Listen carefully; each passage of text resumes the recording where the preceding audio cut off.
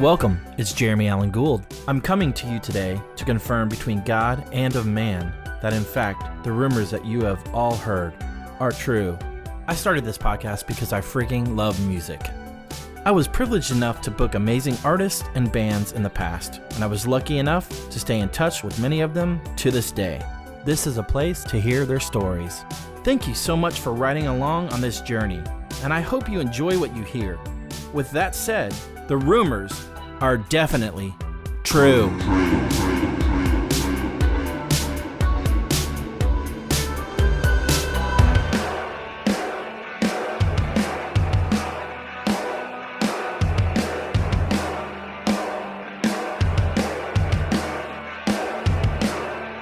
Driving by those trucker stops, the cheap motels made of concrete rocks with a hole inside your chest, the size of a city block.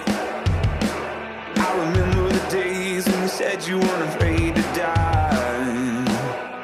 I don't think you're brave for it, I just think you're more afraid of being alive. Well, if I had the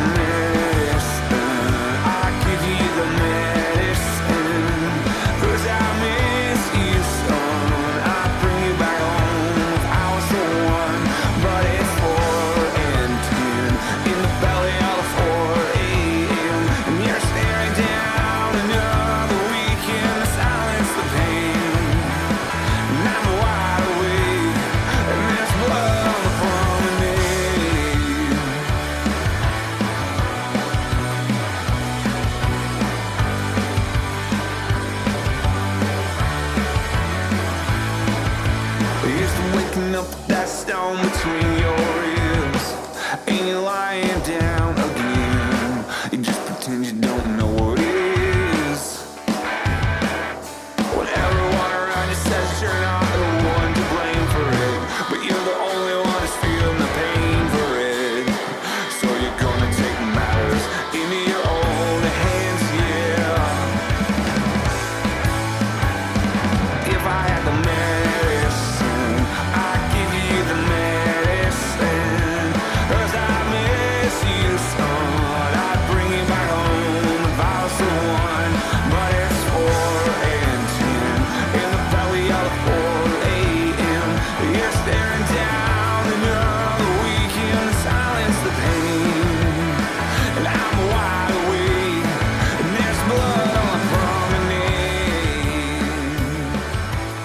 Thank you for tuning in to this latest episode of the Rumors Are True podcast. My name is Jeremy, and today I welcome my friend John Mark McMillan. You know John from the records The Medicine, Economy, Borderland, Mercury and Lightning, and Peopled with Dreams. What a prolific songwriter of our generation. I'm really stoked and honored to have him on the podcast. Incredible conversation. We dive into the old records and his past, and it's just an incredible opportunity, like I said before. So with that said, I hope you enjoy this latest episode with John Mark McMillan.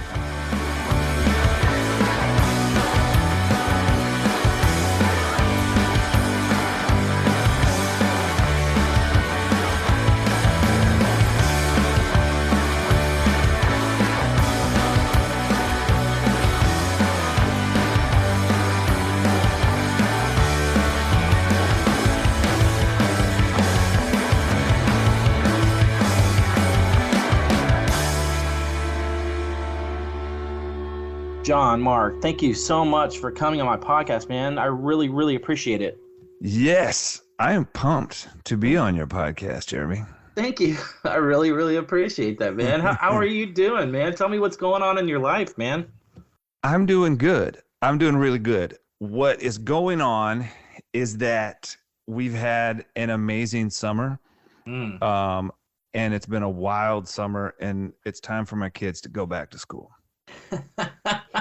It's been complicated too, I guess. We've had some health issues with people and family and stuff like that. And so that's always tough. But overall, it's been a good summer. Spent some good time with the kids, and now we're all sort of exhausted, and I'm ready for them to go to school so I can focus on my work. That's cool, man. Has it inspired you maybe to write some stuff, or is it something that you feel like when they need to be away so you can write? Is that kind of how it works for you? I think so. I don't know if there's any specific inspiration. I feel like that happens later, right? There might be something that happens, and then I'll look back and be like, that was cool. But mostly, in order to write, I need some space because I get real silly. It sounds dumb. It sounds really dumb, but I have to feel like nobody's listening to me. Yeah. No, it's really hard. And so that includes my kids. If they're in the next room, I'm always sort of on edge. So I can get things done in the summer, but the writing part is difficult to do at home. I believe it. I can finish up a song, or we can start recording something sometimes, but it's a little bit difficult when I feel like people are listening to me, or hear the totally the ruckus in the next room. It's hard to get in focus. The right absolutely. Yeah. No, I get that. That's cool. I mean, it's cool that you got the summer to spend time with it, but it's time for Daddy to go to work. I know, exactly. Exactly. I got to pay for that vacation. Sick, dude. Sweet. Yep. So I wanted to go back when you and I kind of met. I was on tour with Sun Bears, and we did a show at the Evening Muse in Charlotte. Awesome, cool venue. So cool there. Yep, I love it. And I was psyched out of my mind. Jared Bowser was like, John Mark's going to be at the show. And I was like, are you freaking serious? And to be honest with you, I was obsessed with The Medicine. Somebody had sent me that record, and I loved it. I gravitated to it. It hit me at the right time. I was going through a divorce, and it just was a pivotal record for me. And so to me, meeting you was an honor. Obviously it was cool. And it was just awesome that you were so humble and sweet and kind, and I just never forgot that. So, and then I luckily got an opportunity to help on your Live at the Night in Charlotte. Awesome show, amazing time to hang out. And man, and all the times you come to Jacksonville, just been able to hang out and bro down. And it's just been awesome to know you. Yeah. Man, well, it's good to know you too. And I remember, so like James Duke and John Berlin have all these friends, and their lives could be kind of like a movie because they only make friends with really interesting people. I believe that. Like everyone they know is memorable. Nobody is unmemorable. And so when they bring a new character into the show, I'm always fascinated. And when I met you at the Visualite with John. Oh, that's right. It was Visualite. You're right. No, it wasn't the Visualite. It was the Evening Muse. I thought it was, but I know the Visualite for some reason that rang a bell too. But go ahead. That's another club in Charlotte. They might have played there too, but it was definitely the Evening Muse. I mean, I'm pretty sure it's the Evening. Yeah, Muse. I think it was. Yeah. I remember it being dope. But well, I appreciate those kind of words. Yeah. So it's great to meet you as part of the cast of the. It's funny you say that because those guys are in a world of their own, and that's aren't they? I love those guys, man. They're hilarious. Anyway, so let's talk about growing up for you, John Mark. I kind of want to know what it was like for you and how music kind of infiltrated your life, and maybe some records, some bands, influences that kind of shaped kind of who you are at this point in your life. Yep. So, man, music has been a very long journey. I think my first experience with music is like in church.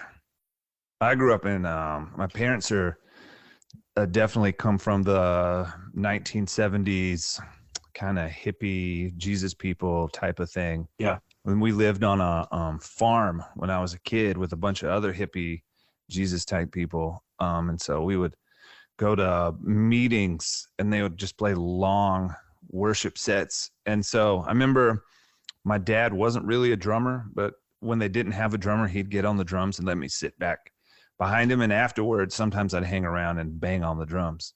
And so those sort of my first memories of music are music at church, a bunch of acoustic guitars and people singing choruses and that type of thing. My parents also were a little bit of, my parents are wonderful, by the way. And I think this was super normal, even though I think parents of that era get a hard time. We give them a hard time about it. But my parents thought, secular music and secular culture was going to destroy us all. So we didn't grow up like listening. They didn't tell us we couldn't listen to music, secular quote music. We just didn't have any around really. So we didn't hear it. Except my dad had a tape from the Stand By Me soundtrack. Nice. And I remember listening to that on the way back from the beach. And looking back, I know exactly what was going on. Having driven to and from the beach with my kids when they're small, and they're like 3.5 hours in, the AC is not working, and they're screaming, and you just want to be home, and they just want to be home. And so you just put on whatever you can. And I remember him just putting on the Stand By Me soundtrack and turning it all the way up. And I just remember that song, especially Stand By Me, the Benny King, right? And that whole soundtrack of the music from the 60s. And this is sort of where I think that's my first experience with music, where I thought music might be kind of magical. Wow. Kind of magical. And then, of course, with my friends in junior high, they were into mostly rap. So I think the first tape I ever bought with my own money was, it wasn't Ace of Base, because Ace of Base was not rap, but it was somebody whose like bass was their thing. Rob Bass. It might have been. Yeah. I just remember with the boom in the trunk, I'll take out any punk. That is the rap, right? The boom in the trunk. It's just like, man, I kind of miss those days too. Like posturing with how loud your sound system could be in your car. We don't have that like we used to. And so I remember getting into rap mostly because my friends told me it was cool. And then I remember being sick one day. I was sick, and my parents left me at home by myself. So, of course, what I did was, and this is after the farm, right? We weren't on the farm anymore. We were just living in a neighborhood. And we had cable, basic cable, or there was only kind of basic cable back then. We're talking the 90s, right, I guess. So my parents left the house because I was sick. I was home from school. Immediately turned on MTV because I wasn't supposed to watch MTV. It's probably hoping I'd get to see something I wasn't supposed to see because it's supposed to be so bad.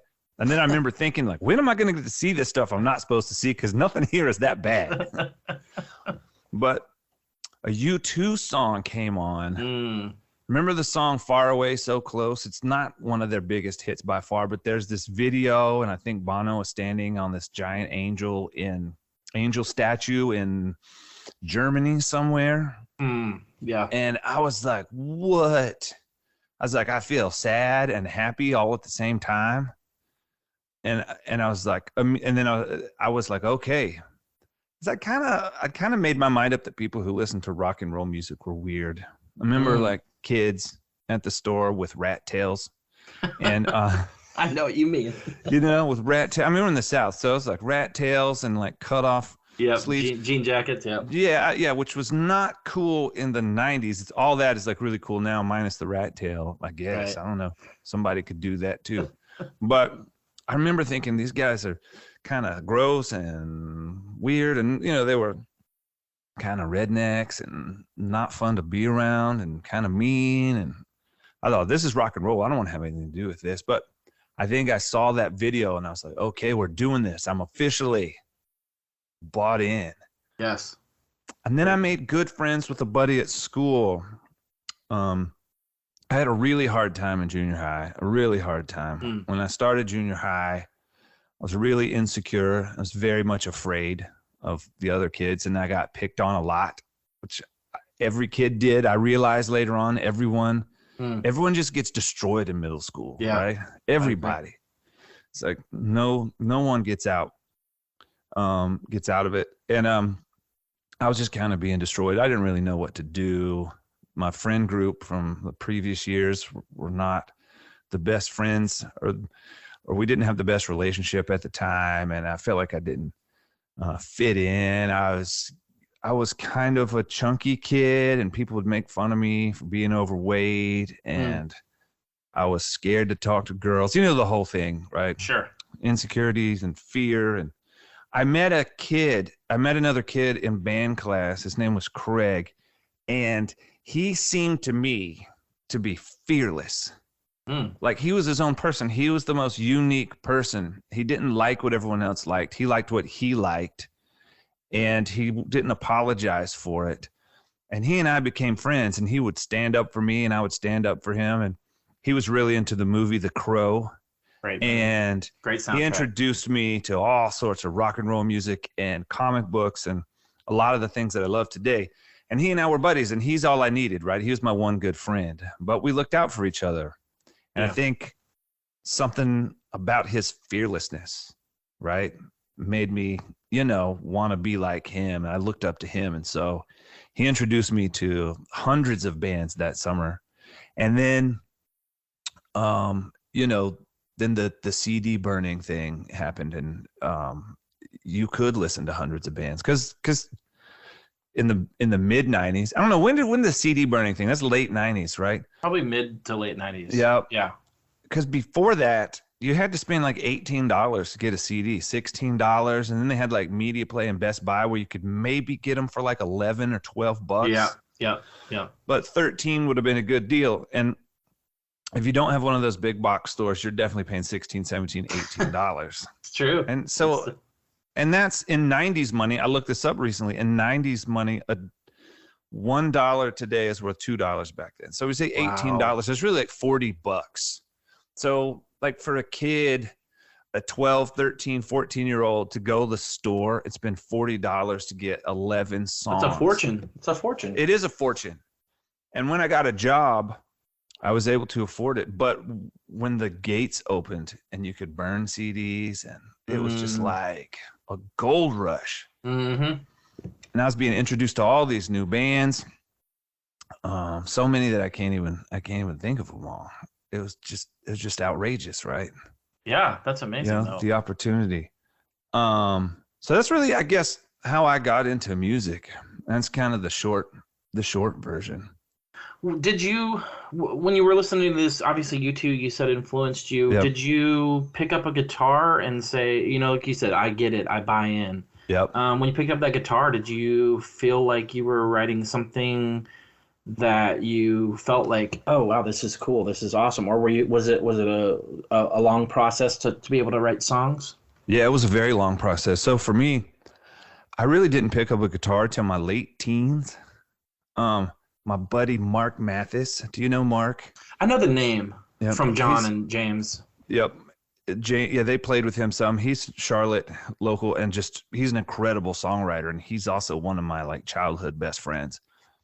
He came over one day, and he had a red Squier Stratocaster and a PV Rage amp, and he could play songs from the radio, and it blew my mind because up till this point, I'd never been to a show. I'd never been to a concert.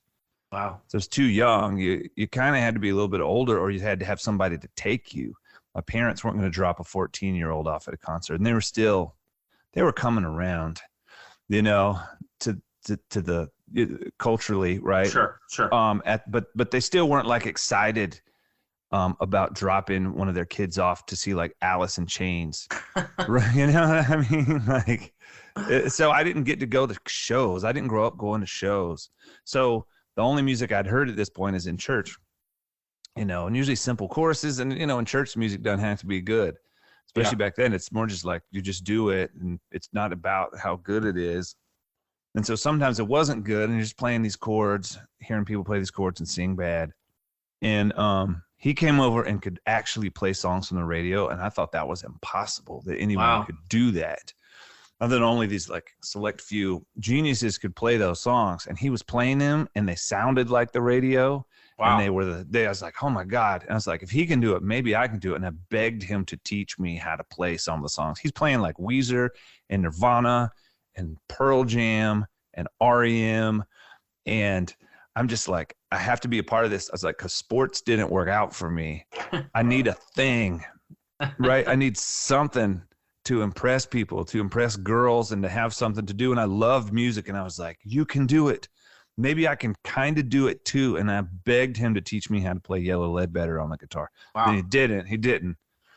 Also, it's a pretty complex song, and he kind of learned it by ear. I don't know that he could have taught me even if he wanted to. But I started playing, and he and I started a band. And the band, your kids, it didn't work out. We started multiple bands. None of them worked out. And I think there's a point where I was like, if I'm going to be in a band, I guess it's got to be my band. I really didn't want to be a front man. I didn't want to be a singer or a songwriter. Interesting. I wanted to just be in a band. That was how you were part of a community. Sure. And that's what, I guess, like, being in a band is what, kids now see as being a YouTuber. It's like, I guess it's what everybody wanted to do. Yeah. All of my friends dreamed about being in a band. And so I wanted to be in a band. I just want to be a part of something that I thought mattered and was exciting. And sure. So it's not that I didn't like the music, but it just wasn't, I don't know. It was more about being with people. And I realized at a point that it may never work for me if I don't start my own band, because these bands just kept breaking up. I was like, I guess if I have my own thing, then I'll, I can make it last. Yeah. No, totally. Right. And so then I started writing songs at that point, and they weren't very good. They really, really weren't very good. Were you playing live at all, or were you just playing them in your bedroom? We played live. So I did play live with the guys several times. We played in what is now the Evening Muse, but back then it was the coffee shop. And we played in a bunch of venues on that street, which was really, like, you're talking 30 years ago. So the gentrification is like next level after 30 years. Sure. So it was like, it was nuts. There used to be a place there called Fat City, which is, the way I remember it, is kind of like a Waffle House with a bunch of like sofas outside that just got rained on, right? And it was open all night as far as I could tell, and they had live music every single night. I remember going there and listening to music, not knowing who was playing. There's no internet. There's no way to look it up. I guess you can't call. I guess, you could maybe call and be like, yo, who's playing tonight? But it wouldn't matter. You wouldn't recognize their name. So we just go. Sure. And we played a bunch of those venues, but mostly as I was mostly a rhythm guitar player, or maybe a drummer at one point for a minute. And then I would do like open mic nights and play like Bob Marley covers. I don't know how that would go over now, white guy singing Redemption Song, but where's the dreads, bro? No, it was everything to me. I'm still a massive Bob Marley fan. He's great. But I really started singing. So I kind of, as a young person, I dealt with depression a lot and anxiety, and I didn't know what to call it back then. And there was something about, this sounds silly to say, silly because of how flippant it sounds, but there's something about God and church that was really good for me. And I don't say that, I don't know why, but I feel like I've got to say I'm still a Christian. Like, I still love God, right? Yeah, yeah. But looking back, I think that it was really good initially for my depression and anxiety. I'm sure it was. And I think it filled, among other things, it filled a little bit of my need for that sort of community. And so I started going to a ministry school, not because I wanted to do ministry, but really just because I wanted to be with the ministry school students who were my age. Yeah. Because they like to talk about God and existential things. And they were, they'd go around town with acoustic guitars and sing songs they wrote on the street corner. And there was opportunity to be a part of something. So in order to be on the stage, I had to write my own songs. So initially I started to write my own songs to be part of the group. I think you're supposed to write songs just because you love God. And I think that's what I thought I was doing. But looking back, I think mostly I just wanted to be part of what was happening. Right. Yeah. So started writing my songs. And the truth is, like, people didn't care much about my songs. They didn't notice. I think because my dad was pastor, I was able to kind of get in and be a part of the group a little bit. Yeah. But nobody cared about my songs until I went through this. I was in a relationship with this girl, and we broke up, and I got really, really depressed. And I couldn't sleep. And I was living with my buddy Mark, and his grandmother moved out of her house, and we moved in to kind of keep the house up so the house didn't go into disrepair, right? And so she said we could live there if we paid the utilities, and we took care of it. And so I had essentially a free place to live, but I didn't have a job. And I don't know if I had a car. And so I didn't have anywhere to go. and I stayed up really late. I stayed up really late because I couldn't sleep, and I would sit on the porch and I would write songs. Yeah. And mostly I would write songs just because I was so sad and pathetic. But I learned in those moments, like I think before that, I was writing songs that I thought other people wanted to hear. I was writing songs that I thought would like open the door for me to be a part of this social group that I thought I needed to be a part of. Yeah. And I didn't think that there was anybody who was ever going to hear these songs. These songs were just songs that I wrote for me and God. Wow. And what's really interesting is people started to notice those songs. You know, like I had some guys who were staying with us, and I'd play them one of the songs, and you could just tell. You can tell when someone cares and when they don't. Sure. Right? And I could see the lights go on and be like, oh, you care about this song. Like they're asking questions about the song. They're like, oh, cool. They're like, well, oh, what are you saying here? And you could tell they, you know, I don't want to use the word impressed because it wasn't like it was technically better than anything I'd written before, but there seemed to be something in those songs that seemed to matter. Yeah. And I think what it was looking back is that I had learned how in that season, because it's not like I was a better musician or singer or anything, but in that season I had learned how to write a song that mattered to me. And when you figure out what matters to you, oftentimes you'll find that it matters to other people, or at least it'll carry the weight of something that's going to matter to other people because they'll feel that in it. Absolutely. And so I learned at that time in life, I began to learn, like, what is it supposed to feel like when you write a good song? Yeah. And I wouldn't kind of put a song out into the world or hardly play it for anyone until I felt the feeling that I knew it was supposed to feel like. Mm. So initially it was just chasing that feeling, which was this kind of weightiness, something that mattered. Yeah. Do the words make me feel like this matters? Does this have any real weight to it?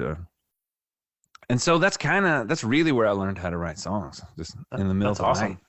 That's cool though. Yeah. I mean, like that's profound really, if you think about it, and the fact that like you're in a place of frustration, anxiety, and of course, with like anyone else, when you're in the pit and in the despair of it all, that's when the beauty comes out, and it's cool that, I mean, that you acknowledge that, and the fact that you look back, wow, that's where I learned all this. This is where I learned to do that. It's cool that looking back, it's kind of shaped who you are as a songwriter, really, if you think so. That's awesome. Well, and I honestly think that's the number one mistake people make when they want to set out to be an artist, is that I think they oftentimes make stuff they think people want. Sure. And people, the truth is, like, and I don't mean this in a mean way, like I'm this way too. Like, people don't really know what they want until you show it to them. Yeah. And so sometimes you got to figure out what you want and what matters to you.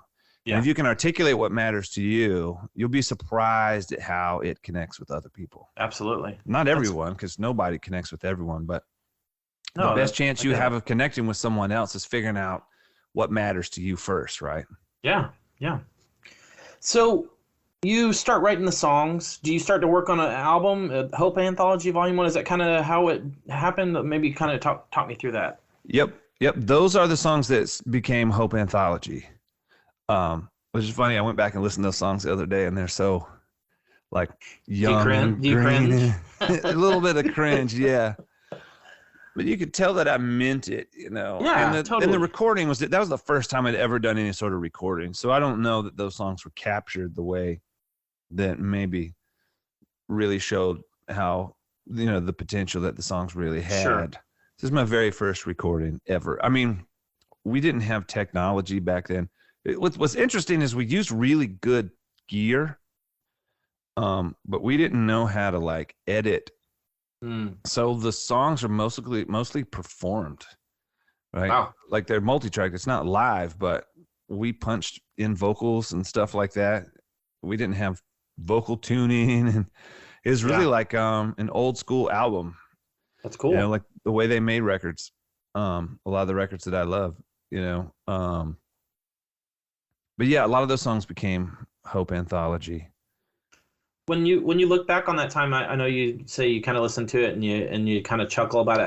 I mean, you were, obviously starting out at that point, but how do you feel about that record looking back? I mean, it's like looking at baby pictures where I'm like, oh, that's definitely me. It's hard for me to listen to it though. It's hard for me. It's honestly, it's a little hard for me to listen to any of my records though, except for the one I'm working on at the time. Yeah. It's a little bit hard, I think, because you always hear like, oh, I should have done this, or oh, I should have done that. Yeah.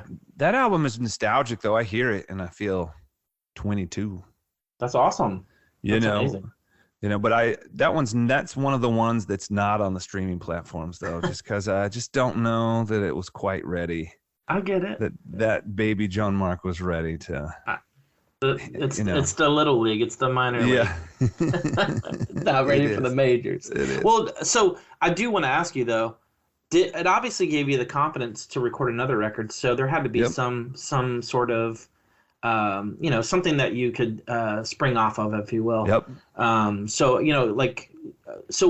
What gave you the confidence after that, putting that record out to work on your next record, The Song Inside the Sounds of Breaking Down? Let's talk about kind of that, totally. And then let's talk about that record. Yep. So I ended up getting married after I put out Hope Anthology to another girl, not the girl who broke up with me. But I ended up getting married to my wife now, Sarah. And for a while before I got married, I tried to do the full-time artist thing and sell CDs. And it would work for a little while, because the awesome thing about having a CD is you could go out and sell 100 of them and make $1,500, right? So sure. In the early 2000s, like I could live off that for a month, Yeah. And so I did that, but then it would dry up and you'd go months without it and you just couldn't, So sure. I ended up getting a job. I tried to get a couple of jobs. I did construction for a while. Then I was kind of a youth pastor for a minute, and I was not very good as a youth pastor. I wasn't bad in the moral sense, No, I get it. You hear all kind of terrible stories, but I was just not good at getting kids to want to show up and do stuff. I think some of the kids liked me, but oops. Did you lose? No, I see. Video? I hear you. Yeah, I lost your video, but I hear you. So I wonder what happened. Sorry, let me see what's going on here. Give me 1 second. No. Yeah, no worries.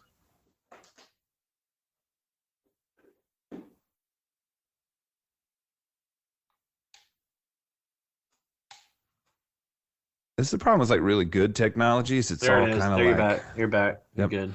So, yeah, I was not a very skilled youth pastor, but I think really the church wanted me to be a worship leader, and they just didn't have a place for me. Sure. As a worship leader, so it's kind of youth pastor, and then I ended up recording. So I ended during that season is when I started to gather new songs and have a bunch of new songs, and lost that video again. Do you want me to just keep going? Yeah, keep going. Just keep going. So I realized that I was not really being a youth pastor was not really the best thing for me, and I wasn't the best thing for them, but I didn't know what else to do. So I ended up recording. I decided I borrowed a little bit of money, and because back then it cost money to do an album. Sure. And we did the song Inside the Sounds, and that was when I started to feel like maybe I could do this for a living. Wow. When I released that, the response to that was for at the time, coming from nothing, right? Like I didn't have a recording contract. I didn't have anything. And there was a response. And so my wife and I decided we were going to leave our jobs and we were going to travel around the country in a van. I bought a van. And we're going to travel around the country in a van, and we were going to play music and see if we could make a living doing this music thing. So we did. Because I'd met a bunch of people in ministry school, they all moved back to where they were from all over the country, right? And I kept in touch with a lot of these people, and I would go play shows at their churches, their houses, their youth groups, you know, and I just got on the phone and made calls. Yeah. Right. I mailed a bunch of CDs out, you know, a couple hundred CDs. Anybody who maybe mattered, I mailed them a CD and had my information on it. And we had a little email that we said our assistant checked, but it was really us. Yeah. And we did. It worked really well for a while. Yeah. And we got to the point where my wife and I were having a baby, and I was like, we're just kind of scraping by, right? And it was fun, but all of a sudden I felt this pressure, like, I got to do more. I don't know how we're going to travel in a van with a baby, you know? And so I had saved most of the money from the sales of Song Inside the Sounds. I'd saved most of the money, and I used that money to record the Medicine album. Wow. The initial version of the Medicine album. And while I was recording the Medicine album, I started to feel more and more like, I got to figure out what to do here, because I don't know how to I don't know how to take this to the next level. We had MySpace, right? And you had iTunes. Yeah. And I was like, I don't know what to do. I'm adding 50 people a day on MySpace, right? Like, get up early in the morning and add friend request 50 people, and I'm traveling around and we're selling some CDs, but like, I don't know, how am I going to pay a band? How am I going to take care of my family? And I just got to the point where I remember like praying, and I was telling Jesus that it's like, you got to do something for me, or I'm going to have to go do something else if you want me to do this. And at the time I felt called, like, this is my vocation to like write and sing these songs. And and then I remember getting I started to get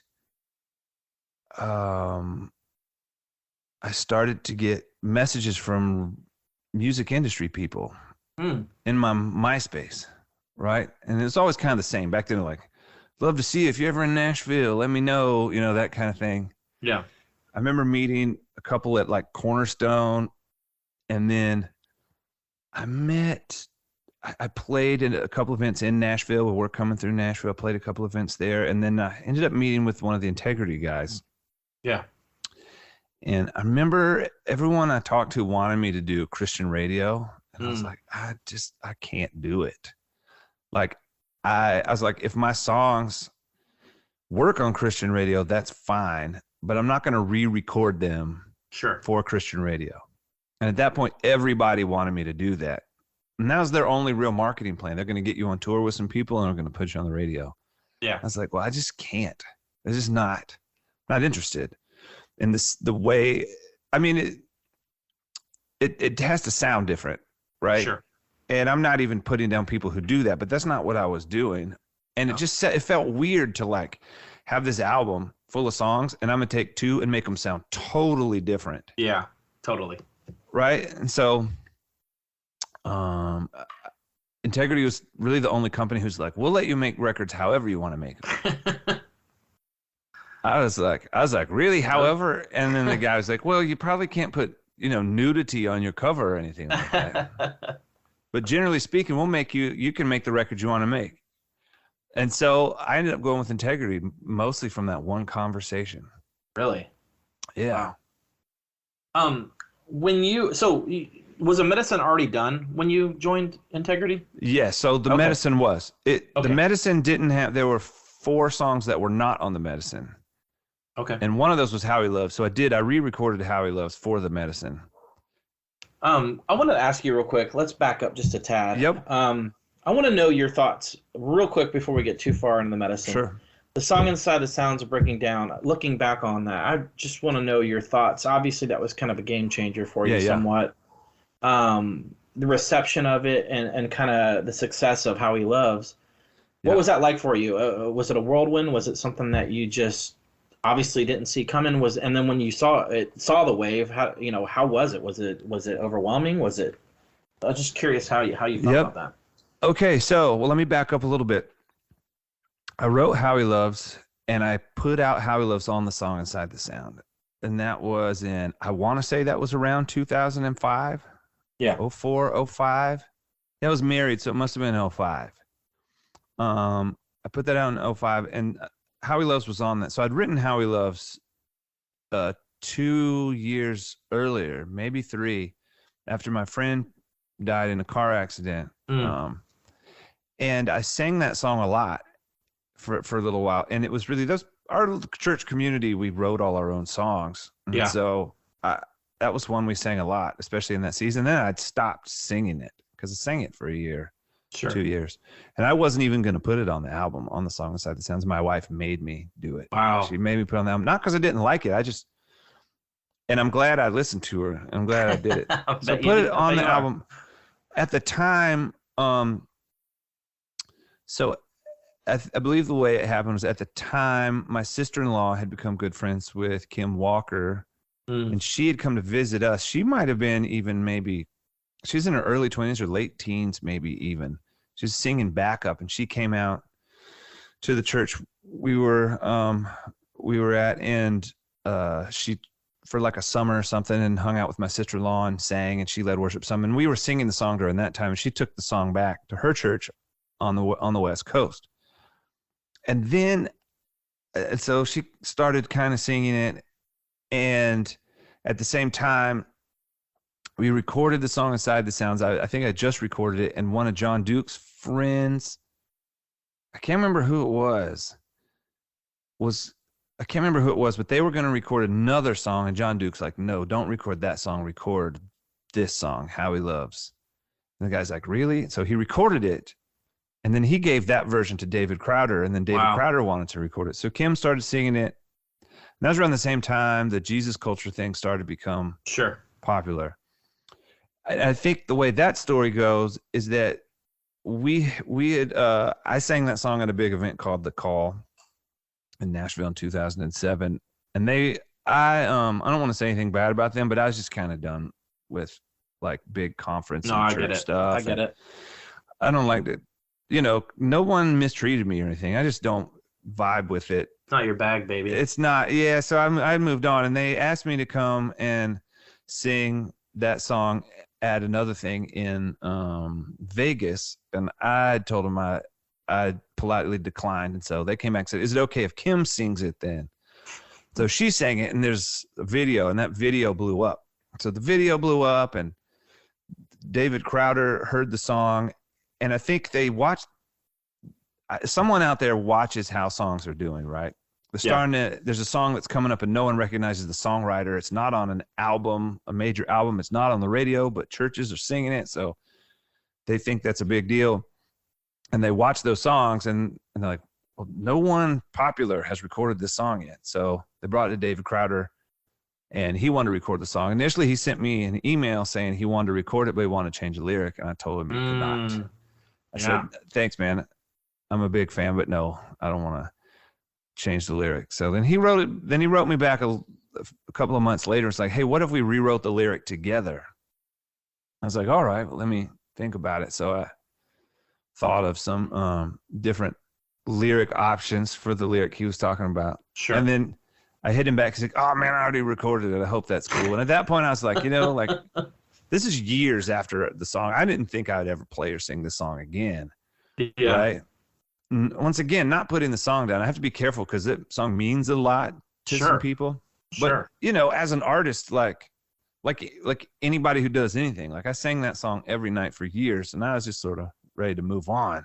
Sure. It wasn't like a hit song necessarily. It was just a song that I wrote and liked. And then it's like the season was over. So I was like, all right, fine. I don't care if he changes the line. He can have the song. Not have the song, but he can do what he wants to with it. I've done what I wanted to with it. And anyway, so the combination of those couple of things, I think with Kim singing it and becoming kind of a popular song on the West Coast, and then David Crowder recording it and becoming a big radio hit for him, made the song big, and then all of a sudden people wanted to know what the song was about, and they came back to me. And anyway, so Integrity wanted me to re-record the song, okay, and put it on the Medicine. So that's kind of how that happened. So I guess you asked about the wave. It really was it was a very slow wave. To a lot of people, it seemed like it happened really fast, but it was probably 6 or 8 years after I wrote the song that it hit. Wow, that's a long so time. I think I wrote it in 2002. It was 2002 or 2003. They didn't really hit until probably 2009, 2010. That's crazy. So almost a decade later. So it was kind of it was one of those things where like it seems like an overnight like phenomenon, but it was like almost a decade. Slow burn. Yeah. That's cool. So real quick, briefly looking back on it, obviously that song kind of changed your life in an amazing way. But looking back on that record, how do you feel about it? The song Inside the Sound or the Medicine? The song Inside the Sound. And we'll do the Medicine next. Yeah. Mostly I really like it. We were ambitious and it was fun. And I love how truly indie that record is. It's so nasty. Yeah. In the best ways. It's like we recorded that in a woodshed. Literally, it's a woodshed. You could see light through the walls. That's cool. But we put mics all over this huge room, in the wood shop, and we've got this crazy sounds, and we did all sorts of just crazy stuff. I go back and listen to it, and it's really nostalgic to listen to. There's some of the songs I'm like, oh, okay, that lyric or whatever, it's. I get it. I get it. But. Well, that's cool. Record comes out, Integrity Music says, hey, John Mark, you can do whatever you want. So you start like you said, the Medicine's pretty much done except for a couple songs. How does the recording for the Medicine go? What are some thoughts, memories from that time? And again, for me, pivotal record. For me, I want to know your thoughts on it as well, and kind of just maybe go over that record a little bit. Sure. Man, the way I remember it is we spent a while on it. We used to spend a lot more time on albums back in those days. Partly because we didn't know what we were doing, and partly because we just wanted it to be good. And so I think we did the initial tracking for that song almost live. Wow. So we had Al Sergel on the drums and Andy Kurzwick on the bass and James on the guitar all at the same time. And crazy. I had like an acoustic guitar and a microphone in the other room, and I overdubbed my vocals in acoustic. We overdubbed a lot, but I think the initial tracks were essentially kind of live. That's cool. And so that's the first time I'd done anything like that before, which was a lot of fun. And I remember it being super inspiring because you hear the other, players. Totally. And then you vibe on what they're doing. I didn't have all the lyrics done for the album, so I mumbled a lot of it. And we had to say, okay, I think there's going to be a bridge here. So everybody played like there's a bridge here. We did that in multiple sessions. I'm pretty fuzzy about that whole thing. We tracked that at a studio out in the country. It's in a nature preserve, so we're surrounded by trees. It's like 100-year-old building. There used to be this textile plant, and it was like the office for the textile plant 100 years ago. And so it was just antique wood everywhere. And did that inspire you think? I think so. It sounds like, what you're saying, it totally sounds like you just got in there and just jammed, and it just came out perfect. We did. We definitely had to fight for it. There are times when I didn't know if things were going to work. But yeah, man, the way I remember it, we really sort of discovered it as a group. It's me and James and Elijah, the producer. Man, but it's funny thinking back how little memory I have of doing that album. Well, let me ask you this: how do you feel about it looking back on it? I know it obviously did a lot for a lot of people, so I'm just curious what your thoughts are on it, looking back on it now. Yeah, I listened to it not long ago, and I remember listening to like Skeleton Bones. I'm like, why are we playing this part that many times? And that's what I mean is we were figuring out. I was like, now we kind of know. You're like, it's intuitive. Like you played the course this many times. If you get bored, you don't play it again. Sure. Right. But we also weren't much into editing either. We weren't heavy into editing. So if we played it and we were too exhausted to play it again, we're like, that's it. Yeah. So it is funny looking back at some of the compositional decisions, or maybe compositional isn't the word, but the arrangement. Sure. It's like that was interesting, but there's just something cool about it. There's something really wild about it. And that's what I always wanted. There's something wild. It felt a little bit dangerous, like almost like the train was going to come off the tracks at any point, but that it was a really exciting train to be on. Absolutely. Right. Not something that was defunct, but something that was maybe so powerful it was going to fall apart at any moment. Yeah. Yeah. And we were listening to like the Killers and the White Stripes and My Morning Jacket, and I can hear all of that in that Band of Horses and all of those types of bands, Kings of Leon, and so we wanted it to be kind of dangerous. Absolutely, and I can see all those influences. And now that you said that, in that record for sure. That's awesome. We worked really hard on tones also. Yeah, like, we never just walked up and just did the standard thing. That's cool. Worked really, really hard on tones. If you listen back, like the drums sound unique and the guitars sound unique.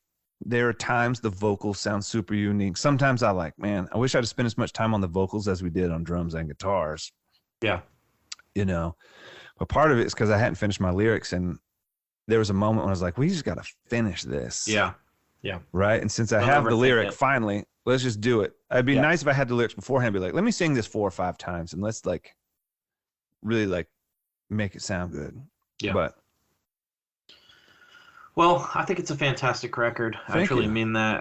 I listened to it the other day because I knew we were going to do this, and all of them I love, but that's the one that's just always kind of been my go-to, and I listened to it, and I just love how raw and I don't know, it just sounds incredible to me. I love how, you describing it, it makes sense to me why you did the things you did and the way it sounds and how it kind of, just came together. And I think it's cool now that hearing that now, it's just like, I'm going to listen to it now and think of it in a different way, in a good way. But amazing record. Thank you so much for bringing it out. Yeah. I really, really love it. So sweet. That comes out. Then you start to kind of work on Economy, correct? And yep. you did that with Griff, right? I did. Yep. Yeah, I love Griff. I do too, man. Dude's such a smart and funny and talented guy. He is such a presence, man. I know he is. So Economy is the record that I always look at it as kind of the one that got away, right? Yeah, I can see that. So here's what happened with Economy. I feel like those other 2 records I had so much confidence, right? Yeah. Because I've never been the person who's like, everyone in the world needs to see me. I'm a great performer and I deserve to be heard by everybody. I don't mean that in a way, like some people just confident. Some people know they're the best. And they're like, I know I'm the best. I know if you listen to me, you're going to like what you hear and you're going to want to, enjoy my music. I never felt like that person. I always felt like I love music. I love writing. And I was just grateful that I could make a sound come out of my mouth. Right. Totally. And so it was easy to have confidence when I'm with all of my friends that I grew up with. We're recording out in the woods in North Carolina in a wood shop or at a textile mill. And I'm in control, and it's easy to have confidence, but I think I got really intimidated when we started doing the Economy record. So for one, it's like when you're on a label, if you haven't really proven yourself, you got to like show them the songs. I never did demos.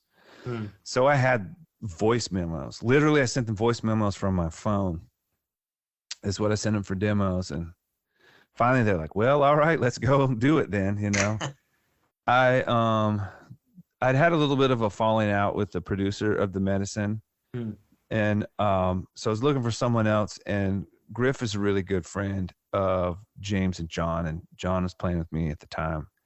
And so I went to work with him in Atlanta, and he's incredible. He really is incredible. I think, though, I was so intimidated, though, that there were times I really didn't push when I think I should have. Not that he was doing anything wrong. I think producers want an artist to have opinions. Sure. Because that's, in a lot of ways, that's a producer's job, right? Just to have opinions. And they get worn out after a while, having to make all the creative decisions. But there were times I should have pushed and been like, I really want to do this. I want it to sound this way. I want this to happen. Yeah. And I don't think I did. Because number one, I was so, I was intimidated. And also it was so much work getting there, right? You have to, like, if you want the studio, you got to book the studio, meaning you got to, like, put money down. You got to, so I got to go to the label people and I got to say, okay, I want to do an album. Here's why I want to do it. I'm going to need this much. And they start negotiating. It takes literally 10 times as long as when I just call up the studio and be like, hey, I want to book the studio. What dates do you have? They're like, well, you got these dates. It'll be this much. I'm like, okay, here. Yeah. That's one phone call, not even 5 minutes. Yeah. But when it's the label people, I got to be like, hey, all right, I want to go do it. I want to go do it here. And they're like, how much is it? This much. They're like, you think you could talk them down? Or you think you would, and it's like back and forth. And I'm like, can I get the money by this date? And it was so much work getting up to zero. Right. And I wasn't used to that. There's better ways to do it than I did it. Now I can do it a lot better than I did back then. But it was like I used most of my creative energy just to get everybody in the room. Yeah. So we're in the room, and I'm intimidated because I'm playing with all these people who are way better than me. We're not in the woods of North Carolina anymore. We're in Atlanta at the studio where Prince wrote Purple Rain. Crazy. And I'm just like, I'm trying. We're 4 hours from home. And so the guys are getting to the point where they just want to do their parts and go home because they got to drive 4 hours back home. And it starts to feel like a job, right? It's like a job, and everybody is exhausted, and you just didn't feel that energy when we were recording the medicine. Everyone's like, I don't know what's happening. Something is happening. Sure. To recorded Economy, it was a great album. Jeremy produced a great, a bunch of songs, and he mixed them, and they sound great. But it was like, it's not like I dislike anything on that. It's just like, I feel like we got it up to about a 6.5, 7, and I should have pushed to get it up to a 10, to a 9.5 and a 10. But I was so exhausted at that point, and I don't know that I had it in me. I also feel like I probably alienated the band guys a little bit too. Yeah. Because I was making all the decisions. So it was kind of a band album, but the band guys had also realized, like, why are we going to give John Mark all our best ideas? We're just getting paid per day to play on this. Yeah. And when people really believe in something, they'll show up and bring their best. But I think we really sort of began to get into this, like, professional mentality. And some of it's because they had kids, and I had a kid at that point, and we had responsibilities, and all of a sudden it's like there are things that matter more than making cool sounds on an album. Yeah. And so it was so much more work to get up to where it felt like we started with the medicine. Yeah. And so that album was like one of the albums with really great ideas and some really great songs that I feel like deserved about 2 more months worth of work.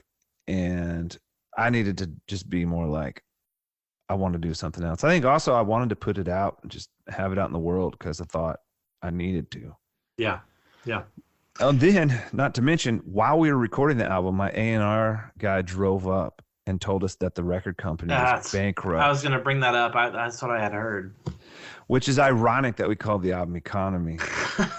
And it's ironic that I ended up paying for it myself. Oh, wow. Because I spent all that time trying to, like, get the the record company, they ended up paying me back eventually. Sure.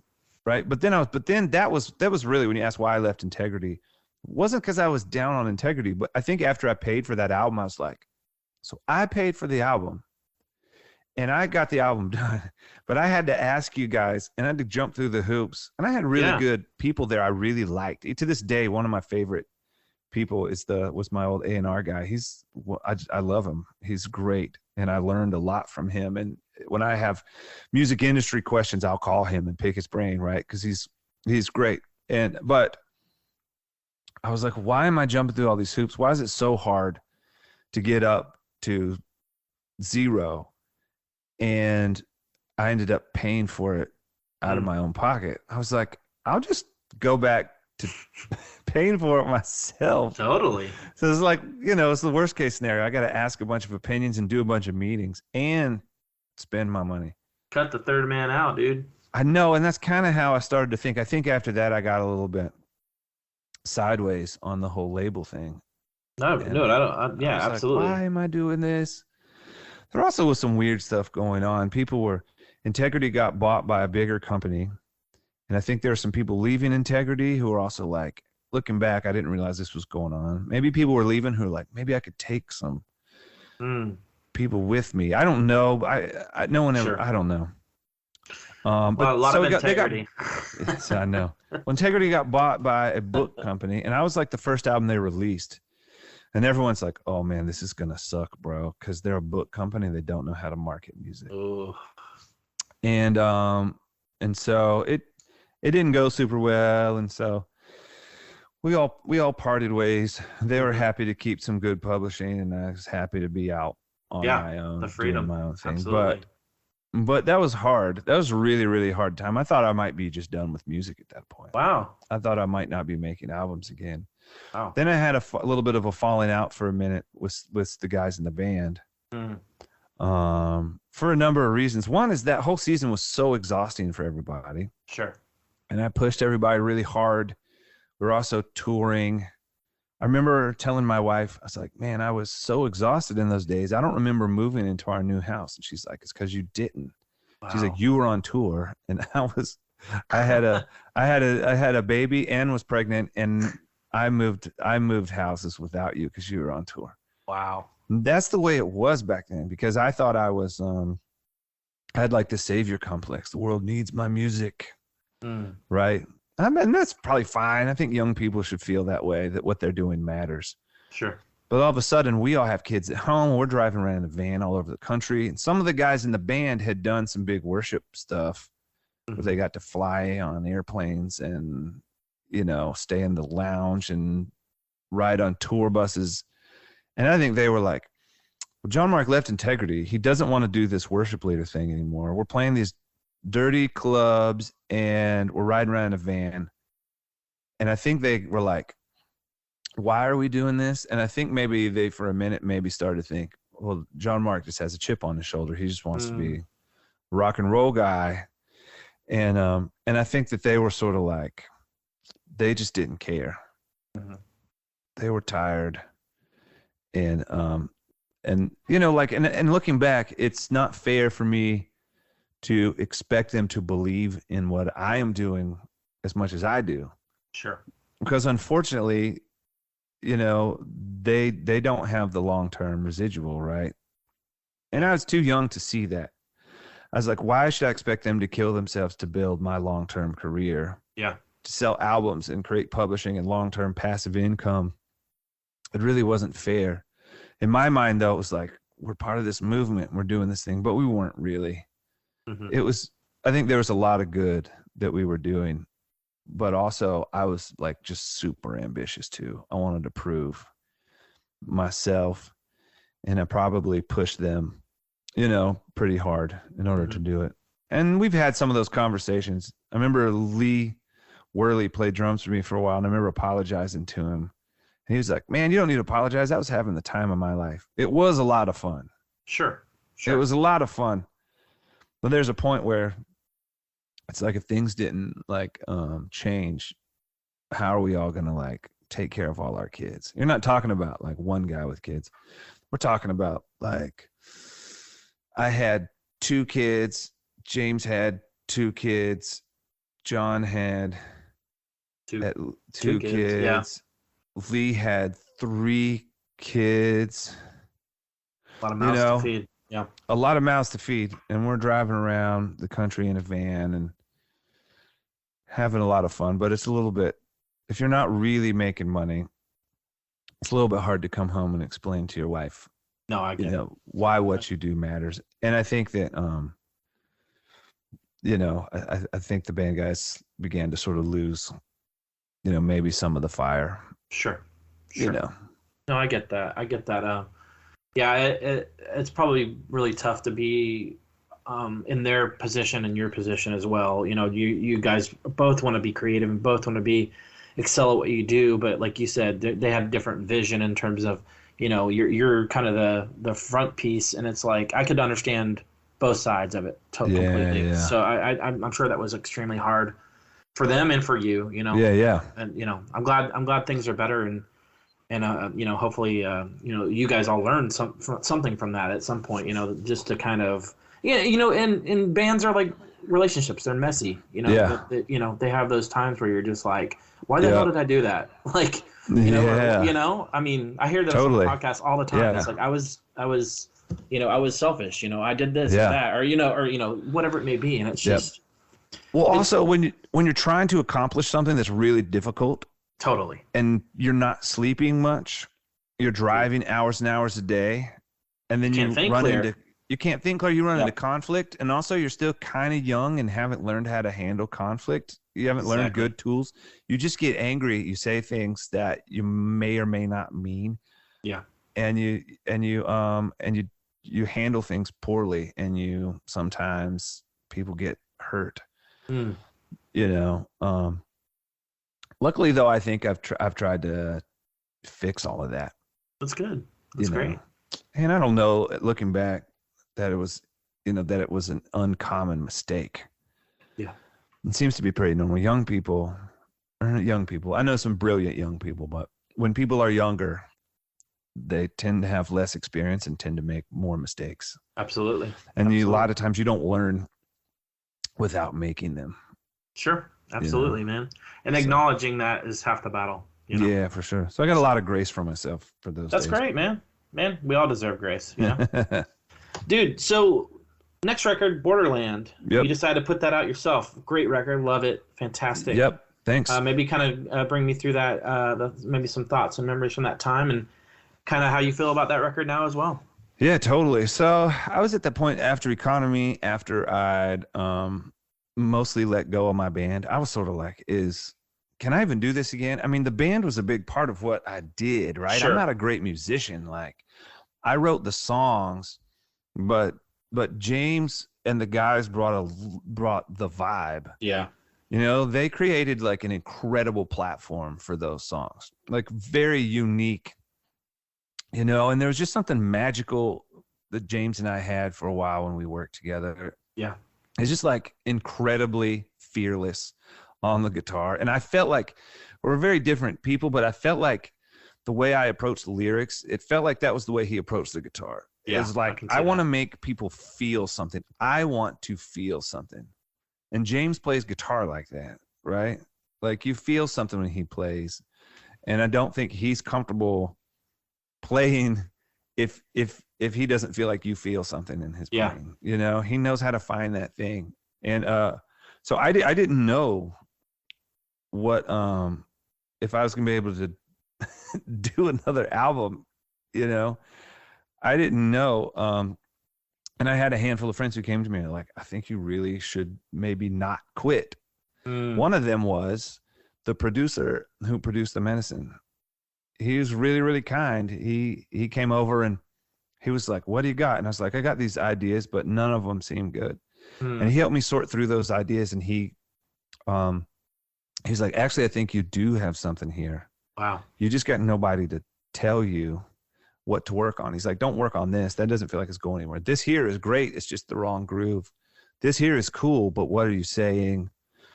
So I got excited again about making music, and we sort of shifted. I was like, we had like who I thought was one of the best guitar players of all time. and we didn't have that anymore. That's not true. I was playing with another guitar player. I don't want to put him down. But Matt Podesla is an incredible guitar player. Back then he was younger. He's a good bit younger than James. Sure. And he began playing with me, but I didn't have the history with him. Yeah. You know, so he played some, but I had this history with James, and so I was like, I don't want to make another guitar album. So I was like, what are we going to do? It's like, all right, well, let's do something else. Let's do keyboards. Let's do Peter Gabriel. Let's do Springsteen from the 80s. Love it. And that's really kind of how Borderland happened. It was sort of like all of a sudden it was a new thing. It's like, how do we reinvent yourself, really? Yeah, exactly. Yeah. Which is really hard at first. I think I was depressed when we were the day before going in the studio. I remember being depressed because like, I don't know that this is ever going to be as good as it was with the other guys. And I woke up the next morning and I felt this almost sense of freedom. Like it was almost like something in me was saying like, what you did with those guys was incredible, but also you were leaning on them, right? You were leaning on them. And what would it look like to do something that maybe you couldn't have done back then? Yeah. Like, or what you maybe would have been afraid to do back then or wouldn't do. It's like, why, if you don't know what's going on, let's do something cool with a guitar here because we have an incredible guitar player. But if you didn't have an incredible guitar player, maybe you would have tried something else. Sure. And so all of a sudden I felt this sort of sense of freedom. And we tried a bunch of new stuff I'd never done before. It's a great record, man. Dude, thanks, man. Thank you. Love it. Absolutely love it. How do you feel about it looking back on it? I still really love Borderland. Some of the songs, once again, I'm really picky, especially about my parts. Some of the songs listening back, I was like, I'd like to re-sing those songs. I'd like to get a different vocal sound on those songs. There's some songs where with the production, I think, crowds out the vocal, and we either just turn the vocal down or turn it up. And now I've sort of realized, like, what I really need to do, the vocal doesn't have to be loud. You just have to clear some space for it. So, yeah. But I love it, man. There's some cool sounds on that album and some cool songs. And that album was really the album where I realized, like, I don't have to be one thing. Yeah, absolutely. I can reinvent myself. Like I actually can do it, you know? And that was like kind of the comeback album, right? That's cool. Yeah. So I really love that album. Yeah, it's great. Yeah. And like you said, Peter Gabriel, Bruce Springsteen, totally can hear it. I mean, it's totally, oh yeah, absolutely, man. It seems like when you're influenced, obviously those sounds come out, but it's in a respectful way. It's not a ripoff. Yeah. You know, it's something that, fantastic record, man. Yeah, I love that record. So after that record comes out and things are going good for you, I assume, you know, you feel kind of like you're touring and things are just clicking at that point with the new band and everything. How's that going for you? Yep. That was at that point we had my brother-in-law. I had both of my brother-in-laws were touring with me. One was singing backup, and the other was just kind of a crew guy. And I would let him sing his songs beforehand, and I started bringing him up to sing harmonies. And Steven, yep. I love him. He's such a sweetie. Bringing him. He is, man. He really is. And so he started singing on more and more songs as the tour went on. And then towards not long afterward, his older brother Andrew was playing keys and singing. He decided he wanted to focus more on a career, and so he quit the band. And Steven was just there, so it's like, all right, well, Steven, why don't you be the singer? He'd been on multiple tours doing crew and opening, and he already kind of knew all the songs. So Steven started singing and playing the banjo, and then he occasionally played the keyboard and then the mandolin, and he just got worked his way more and more into the whole thing. So Steven kind of became like a real important part of the band, but it was almost not by mistake, almost by accident. Wow. He just was a great guy, and he's really talented and just worked his way into the band. It was not planned. Right. But that's been fantastic. Then Jeremy came on to play bass. I've known Jeremy since he was a teenager. Love Jeremy. Jeremy Radio, they call him online. Jeremy Smith. And I'd played bass with Jeremy before, but he was Mark Mathis's bass player. Oh, that's right. He mentioned that. Yeah. This is before John Duke moved to North Carolina. And so I needed the bass player at one point, but I thought that Jeremy was part of Mark's band. I didn't want to. I was touring a lot, and Mark was touring less, and I felt like I don't want to take. It would there'd be some conflict. Sure. I didn't want to take him from Mark. But then Jeremy called me at one point. He's like, "Hey man, how come you never asked me to play bass for you?" And I was like, "Well, you're playing with Mark, and I don't want to take you from Mark." And he's like, "Man," he's like, "we haven't played in a long time, and I don't know what it's going to be like." He's like, he's like, "I'd love to play with you."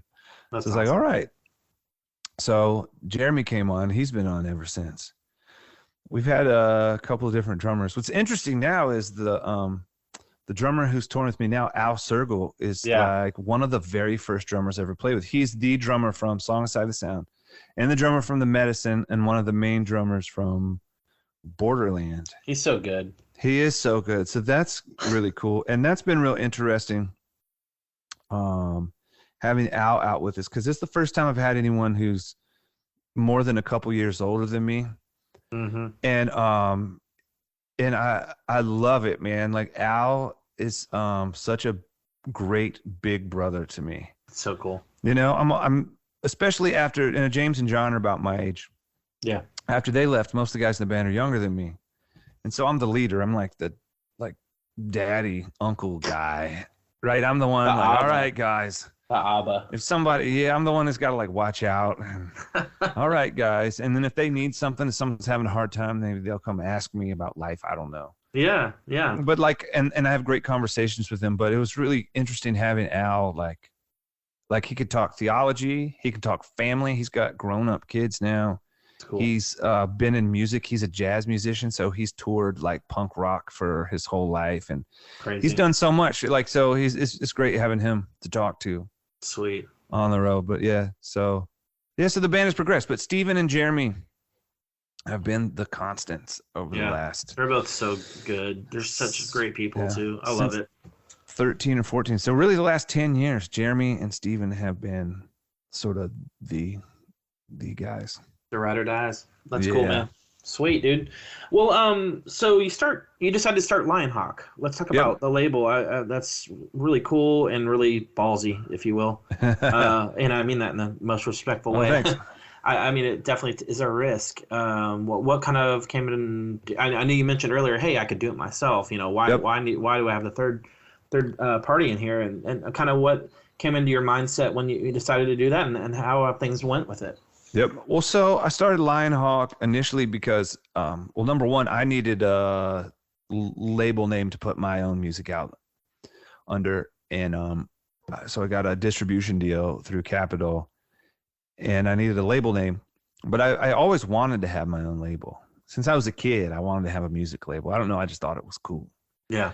I wanted to have my own label, and I had so many talented friends, Steven and Jude Moses and James and All the Bright Lights, and so good. Jeremy has a $1,000 movie, and there's so many bands these days. Back then, it was a lot more expensive to record. A lot of the guys now have gear; they do all their parts at home, on their records. But 10 years ago, it was a lot more expensive. I had to rent a studio, and it cost a lot more money. And I wanted to help people put out their own music. Yeah. The thing about Lionhawk, though, is that around the same time I got my distribution deal and we started releasing music, it also got really hard to make money with selling music.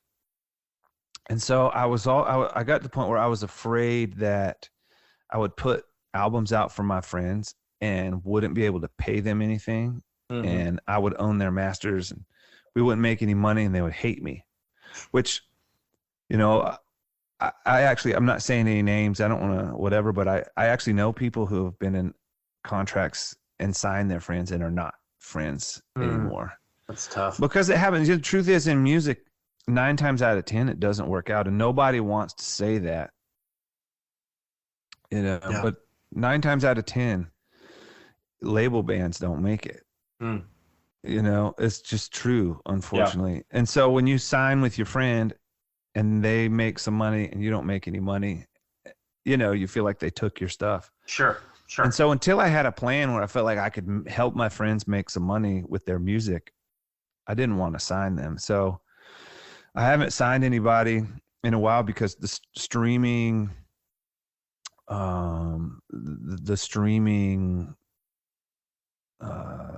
system doesn't work like sales did. No, totally. Right. It's the long game.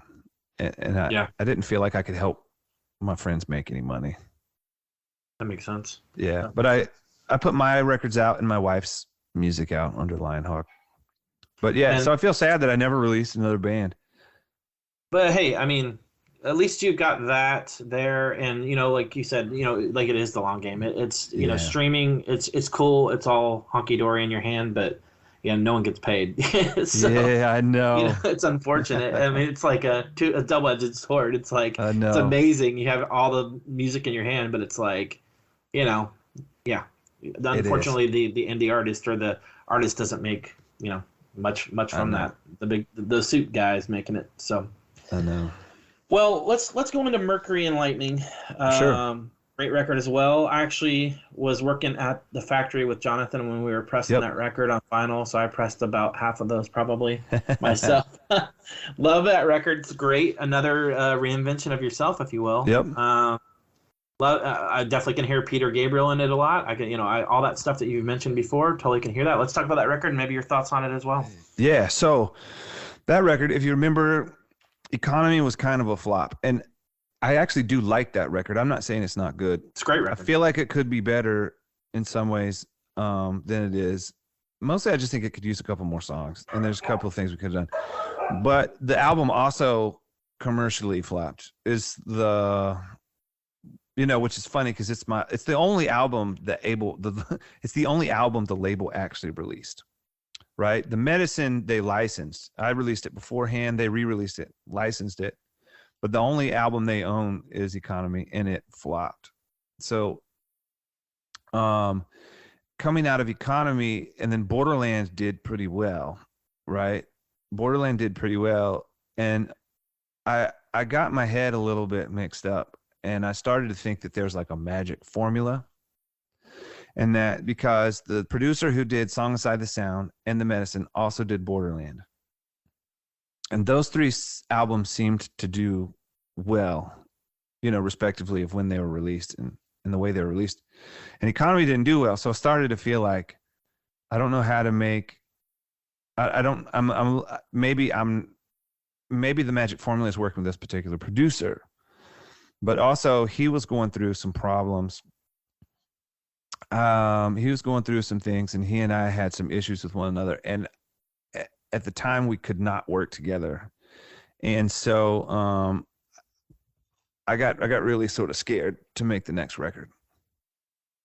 So my buddy Gabe Wilson, I'd met him. We were touring on the West Coast, and he was living in Folsom, California. Folsom Prison Blues. He's living in Folsom, and he'd been begging me to do an album with him, and I didn't want to because I was afraid that it wasn't going to be good because I felt like I could only make good albums with this one producer. Yeah. And so finally, it was towards the end of the year, and I knew that I was going to go platinum on Delta if I did one more trip. Sorry, is that my dog? No, it's my dog. Okay. I think my dog was barking a minute ago too. So I hit Gabe up, and he's like, just come out and do a song. You can go platinum on your Delta, and we'll just do something for fun. If you don't like it, forget about it, right? And I went out, and my buddy Jesse Proctor, who's played drums for me for a long time. Oh yeah, I remember him. He's awesome. He came down and he played a bunch of the instruments, and I think he and Gabe and myself played most of the instruments, but Jesse probably played most of them. And we recorded Wilder Love in that one little 3-day time period. And I was like, this is so cool and so different and so fun and so not what I've done before. And so I was like, all right, well, I don't know what this is going to be, but Wilder Love is fun. So let's do a record. So that's kind of how Mercury Lightning started. So are you there? Did I lose you? No, you're good. I was just listening to what you were saying. Yeah, amazing record. Love everything about it. What are your thoughts looking back on that? Man, I love that record. That was a hard record to make because I also was having a little bit of a faith crisis at the time. But it's interesting when I'm a believer, right? But my identity is based on being a believer. My income is based on being a believer. Sure. My ego is based on being a believer. And then I have this real meaningful work where it means a lot to a lot of people, but it's all based on being a believer. And I felt like I wasn't allowed to ask certain questions because I was going to lose all that. And so those questions started to pop out in the music. I wasn't doing it intentionally. Yeah. So what's really interesting is Mercury Lightning is almost it's like, I would never call it a deconstruction album, right? That term became really popular after that album came out, deconstruction. Yeah. But it practically is a deconstruction album. I think it lands in a really beautiful place. But I was definitely changing. And so it was really hard. I was like, I don't know if anyone's going to like this. There's not really a lot of worship songs on this. Some of these songs might be hard for people. And there probably for a minute was a portion of my audience who may have given up on me at that point. We also did the weird video, Wilder Love video with the dancing man and, but what's funny is over the years, that album has become maybe the most popular album. And I think it's because the deconstruction wave, or there's just a whole wave of people who grew up in church who need a new expression and needed someone to be like, hey, it's okay. Like, it's okay to be confused. Right. And that's really what that album was about. No, that's cool. I kind of had heard something of that, about you kind of losing your faith somewhat, but I didn't realize that record really kind of, was, a way of you, putting that out there. I didn't realize that. That's, it's interesting. I mean, obviously you said you're still a believer. So was it kind of one of those things that you just had to obviously go through to kind of see where you're at this point? Or like, was it one of those things that did you come to a conclusion, I guess, at the end of that record, maybe that kind of maybe put you back on the path? Yeah. I don't know if it put me back on the path necessarily, the album. I don't know if the album put me back on the path. But I think that I had to allow myself to be honest with how I felt about God. Totally. And I feel like anything that really matters, you owe it to yourself to be honest about. Absolutely. Absolutely. And so I think at the end of that record, it's like, if God is big enough, then he can handle my questions. Yep. Like if God is big enough, then he can handle me saying, hey, like, I really love you. I really like who I want you to be. But if you're not who I think you are, I have no power to make you that. Sure. Right. And so it sort of puts it on God, like, which is really interesting. Like I'm a finite being. How come I'm supposed to figure out the universe in its complexity? Yeah. But I guess that's the point. You're not. It's impossible. It is. It's true. It's impossible. And so it's sort of like it became more of a dance and less of a science paper, right? Mm. It's almost like I'm going to let God be who God is, and I'm going to try and serve who I think God is. But if you want to like put a gun to my head and want to demand want me to tell you exactly who God is, I'm like, I don't know that that's possible. Yeah, no, I get that. Right? Like, and some people might even have a hard time hearing me say that, but I'm absolutely obsessed with God and I love Jesus, but like the certainty, having to demand this amount of certainty seems unhealthy. Yeah. Yeah. Right? So how can you know something you don't know? You just pretend you know it, right? Yeah. But maybe that's not about knowing. Maybe it's about engaging in the process, right? Absolutely. Absolutely. So that's sort of where I came off from that record. It's like, I don't know, but I'm definitely willing to engage. Yeah, man. That's the journey, not, like having the mystery, to me, as a believer myself, there's sometimes I'm just never going to know, and that's okay. Yeah. I think totally. I've come to that conclusion myself, so that's cool though. That's interesting. Now that when I listen to that record, I'm going to probably look at it a different way. And I don't mean that wrong, but, sure. I'm just going to listen to the lyrics in a different way now. And think that's cool. It's intriguing. That's really cool that you said that. And I'm you know, it's not like I'm glad you're back on the team, but it's like it's cool. I mean, you know, you got to know what you believe, and you got to know why you believe it. So I mean, you know, it's kind of one of those things that we all kind of have to go through. So I think that's cool. And like you said, being honest, man, that's where it's at. So. Love hearing that, dude. Yeah, thanks. Well, so that record comes out. Is the reception good for that as well? I mean, obviously, Borderland did well. You said how did the reception go for that? Mercury Lightning seemed to do pretty well. It was a little bit difficult because it's difficult to know because you're moving more and more into a streaming world. Yeah. And I think that was the first album that I actually released directly to streaming platforms. Remember, for a minute there, it was like Spotify was like the bargain bin. And if your fans wanted to hear you the day you came out, they had to buy it. Yeah. You know, and then if they weren't super fans and they were okay to wait, they could wait and stream it. But it was almost that delayed thing. But it got to the point where it's like, okay, this is more and more common now. And we all know that the downloads is going to basically disappear. So it's really about what point do you just go all in with streams. And so Mercury Lightning was the first album that went directly to streaming. Seemed like it did really well. And even now, some of those songs are the most streamed songs on Spotify, or on not on Spotify overall, but on my Spotify. Right? Sure.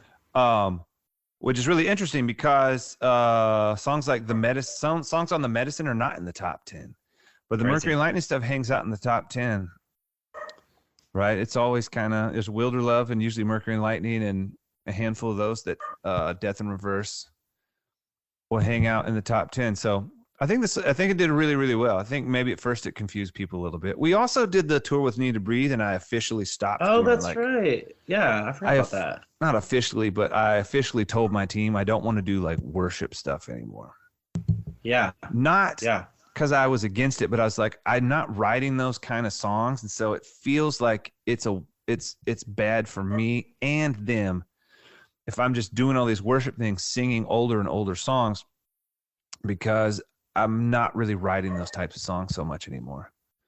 So it was we did the tour was really well. It was probably one of the tour after the record came out. So we did the Need to Breathe tour, and then the album came out afterwards. So the single came out before that tour. We did the tour, and then the album came out. That's cool. And that year the album came out, I think it's 2017. That tour was one of our most successful tours. I bet. Those are huge. Like, they were massive. It was. Weren't they? They were pretty big. Yeah. I mean, for us, for sure. For sure. Absolutely. We were selling out decent sized clubs. I think we ended up doing like over 1,000 in Chicago. That's amazing. We've done that with other bands before. But on our own, those are big numbers. That is big numbers. That's cool. So people responded really well to that record. I definitely got some flack too, where people are like, "Oh, he's gone. What does he think?" You know? There's always going to be those. People caught up though. That's cool though. Yeah. How do you love that record yourself? I do. Back on it. That is one of my favorite records. That's one of my favorite albums for sure. And the sounds, we spent so much time and energy on the sounds for that record. That's cool. Which is very much, it was done in a different way, but it's very much like what we did with The Medicine in the sense that we made a big deal out of every sound. Yeah. And we tried to find something unique, a unique way to make every sound. And we put a lot of energy into that. And so it obviously sounded different because it's a different team, but it was a similar approach in the sense that like we were going to like kill ourselves to come up with something that felt new. Totally. Right. Well, that's great. I mean, I think you achieved it. You know, I think it's fantastic record. Absolutely. Man.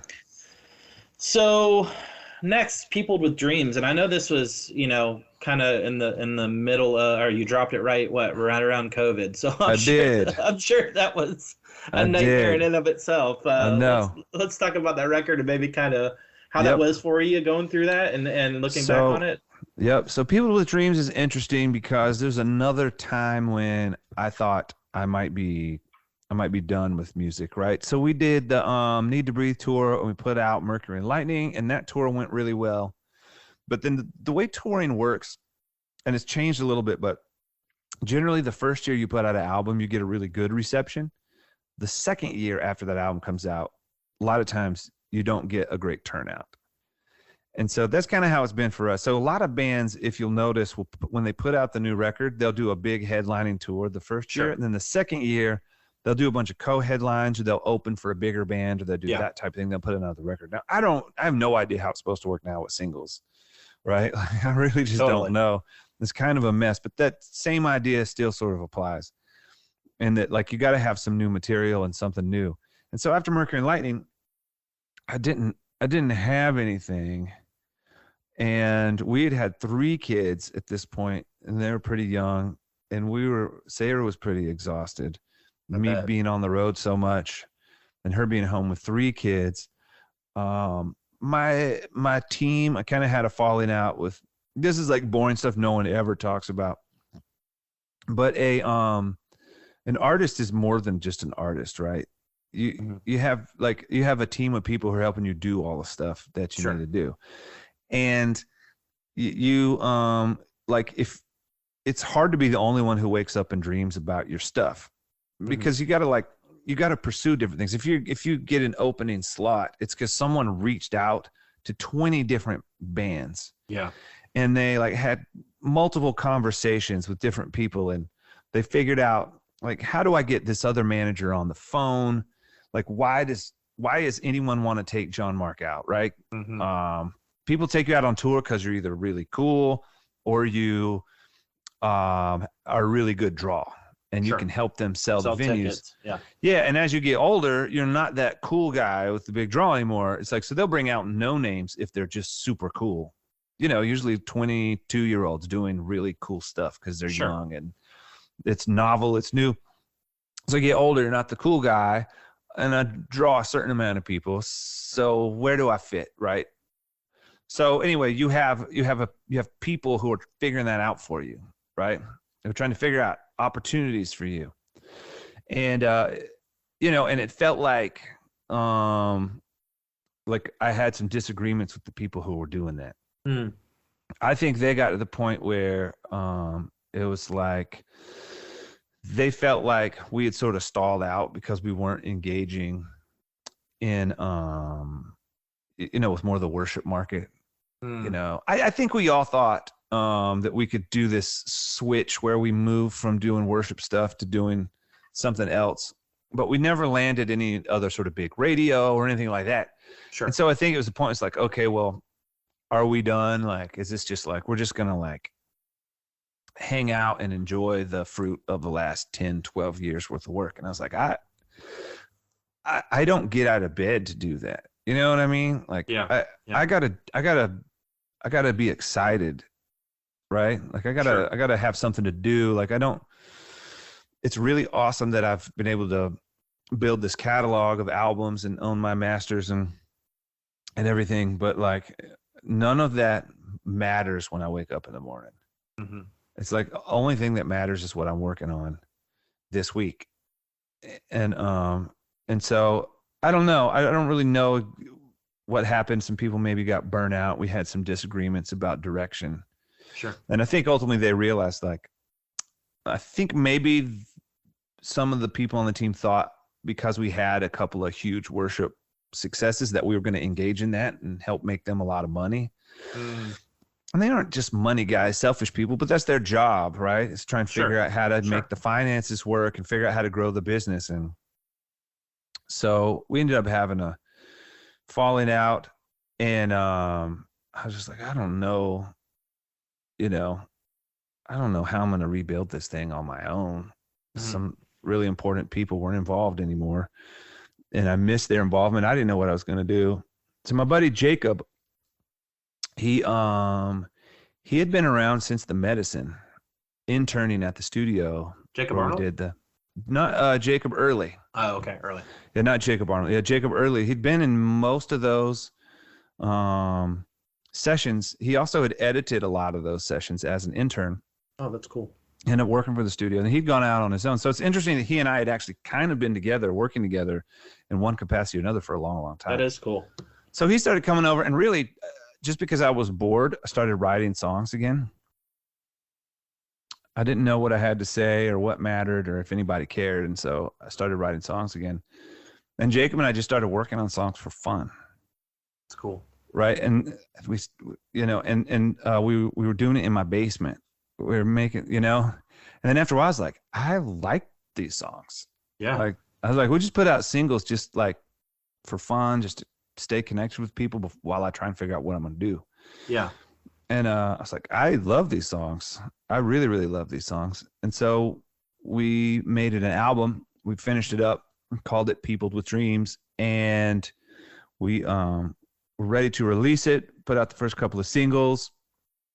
We were in rehearsals to tour it. And then we got the call that everything had been canceled. Yes. For COVID. And my manager was like, yeah, in 6 weeks, we'll have this all redone. And no, it was 2 years. 2 years later, we finally Unbelievable. got it. So it was like my big comeback record, and it got squashed by COVID. That's awful. Yeah, it was. People still heard those songs though, and honestly, the songs are so hopeful. I feel like people needed that during that time, absolutely, right? Absolutely. And I got a lot of amazing feedback. People were so grateful that I put that record out at that exact time. Yeah, man, that's great. I love hearing that. Yeah. But, I mean, and it didn't work out the way you wanted to, maybe in your mind, but it's one of those things that no one had control over, and it was, at least that record's out there. And, when you, in the future, when you tour, you'll get to play some of those songs, I assume, Yeah, and for sure. So, that's kind of a new opportunity for people to hear the songs live. So I'm looking back on it, how do you feel about that record in general? I love it. Those have some of my favorite songs I've ever written. So those are my two favorite records, Peopled with Dreams and Mercury Lightning. Okay, I was going to ask you, what's your favorite record? And I'm going to ask you the $1 million question. Yeah. What's your favorite song you've ever written? So, those are my two favorite records. And depending on, they're probably my two favorites because I haven't put out my new record yet. And usually it's whatever I'm working on at the moment. Sure. But looking back, those two albums are my favorite. I feel like I learned how to write songs on Mercury Lightning. I know that sounds dumb. No, I get what you're saying. I feel like songcraft was like a mystery. And I realized on Mercury Lightning, like, I can actually work on songs and I can actually finish them. It's not magic. It's just hard work. Absolutely. Well, if you do the hard work, the magic shows up faster. Sure. Right? There is magic. It just the magic requires that you go to work. Yeah. And I learned that on Mercury Lightning. I can work. And I feel like that rolled into Peopled with Dreams. Is much more confident in those songs. Yeah.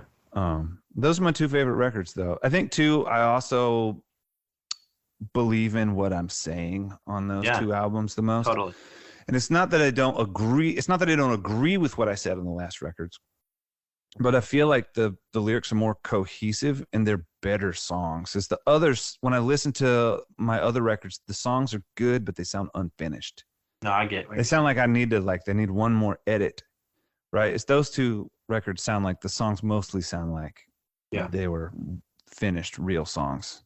Yeah. To me. My favorite song, though, if you want me to tell you my favorite song I've ever written is The Road, the Rocks, and the Weeds. Wow. Which I wish I'd have called it Goodbye Olympus because that'd be much easier to say. Or just called it The Road. Why is that your favorite?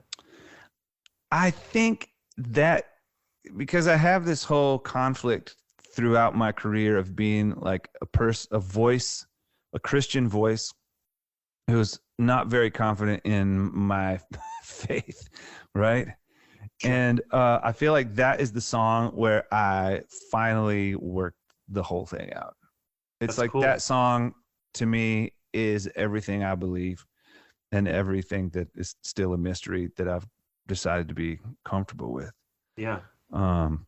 So that song to me, I think, is probably my statement.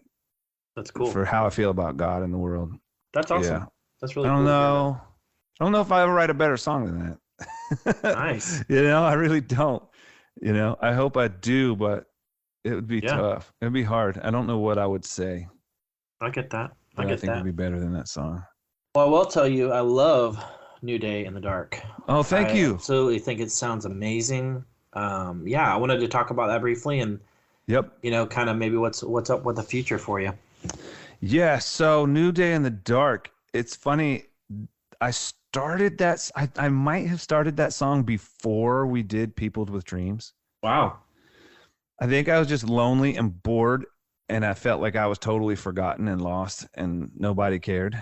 And I wrote that song. I wrote part of that song.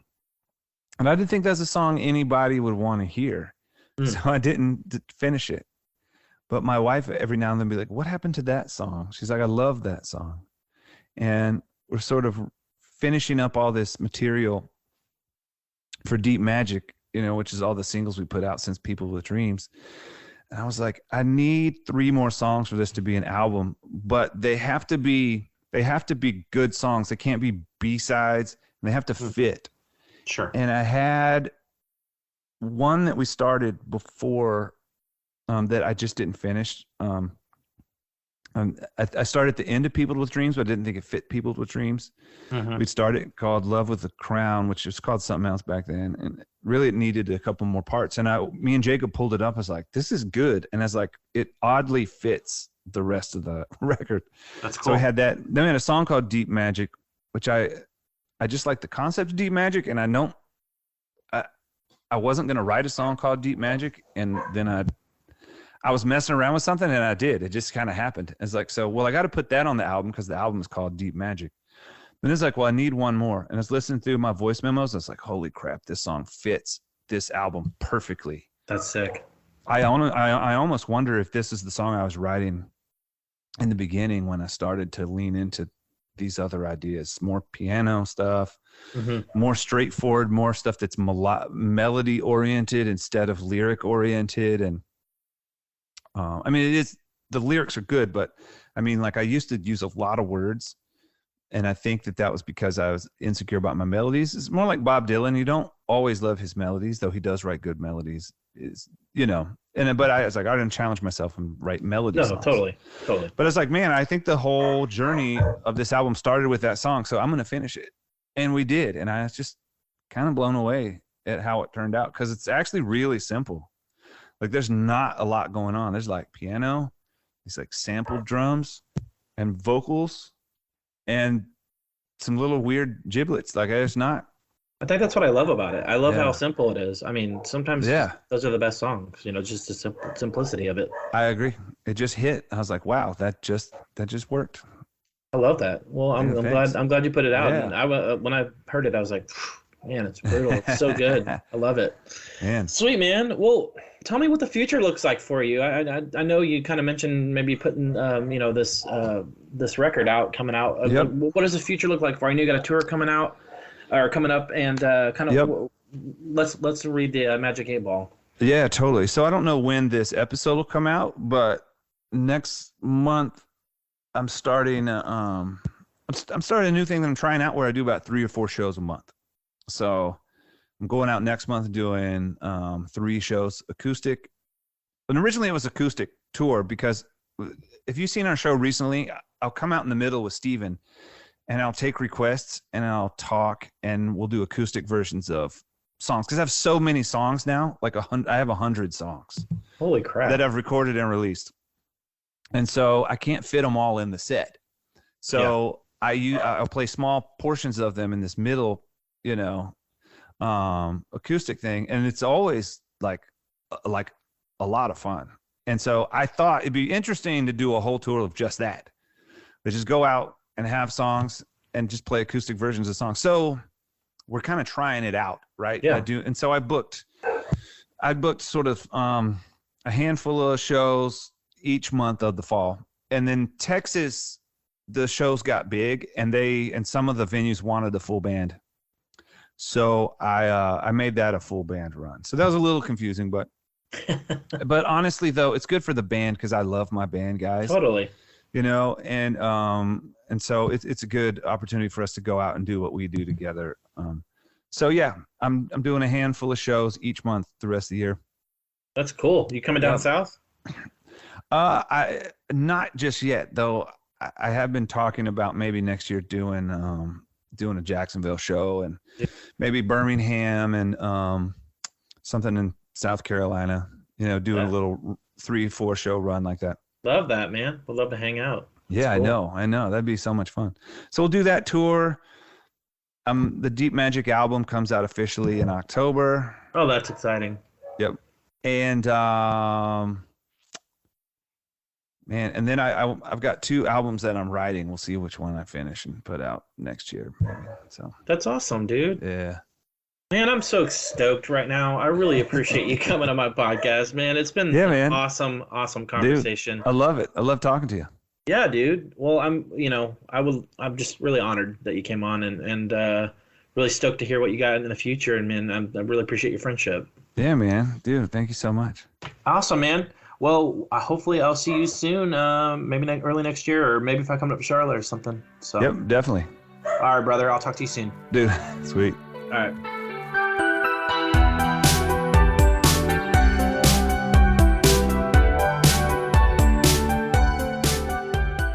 Thank you to the listener for tuning in to this latest episode. Really appreciate it.